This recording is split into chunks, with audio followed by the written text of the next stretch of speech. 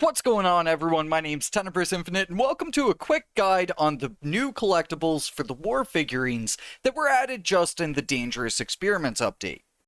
Huge shoutouts to Willie, Gisbert, and my dude Gamer2012 for coming together and putting together a list of all of the coordinates for these locations. So we're going to go through this list pretty quickly here, just showing off each of these collectible spots, as well as their location on the map and some coordinates alongside that.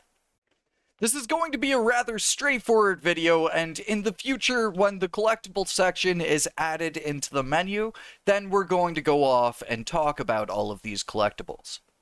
The first collectible we're picking up is a small hunter figurine over at Babaroga.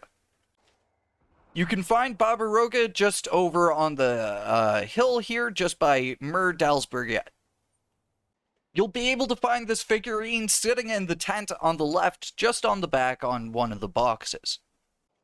For a second figurine, we're coming on over to the abandoned wind shelter, which you can find just near Hermelinen up the hill here.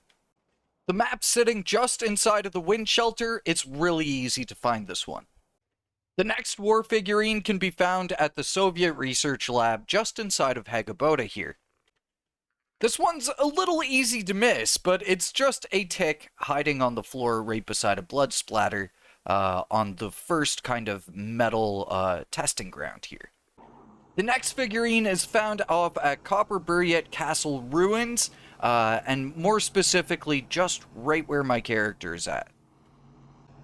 Though I guess that's the case for all of these map locations. If you want to know exactly where it's at, just check out where my player's at. But you can get to this one with the closest safe house being off at Yarvalen. The figurine's just a small soldier dude sitting right beside the radio there. The next closest war figurine is going to be over at Bukovac Outpost, and this whole time I've been setting up the war figurines so that they're all just within arm's reach of one another, as opposed to going through the list numerically. But you can find it sitting just inside the tent, and it's just a small resistance fighter figurine. The next war figurine we're coming off to pick up is in Hagaboda, and it's just off on this dock overlooking the third Soviet beacon here. You'll be able to find this tank figurine just sitting at the edge of the dock on this white chair here. It's the only part of the dock that has anything on it, so it's really easy to find over here. The next figurine is still in Hagaboda here, coming on over to the Soviet command quarters. You can find this one just upstairs on the top floor, sitting over on the computer table here. Alright, and the next war figurine is just over at Igorov's hideout, just overlooking Hagaboda here.